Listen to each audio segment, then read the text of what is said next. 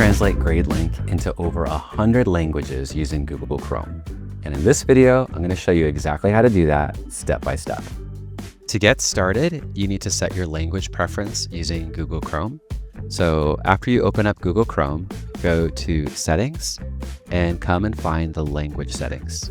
Next, under your preferred languages, you want to make sure to change it to your preferred language.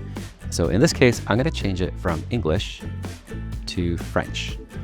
When you open up a web page in Gradelink, you will have a new option for your language, and you can choose which language you prefer.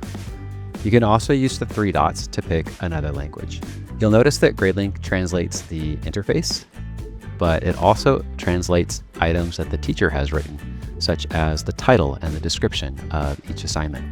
When you log in as a teacher, you'll see the same option to translate the interface into your preferred language.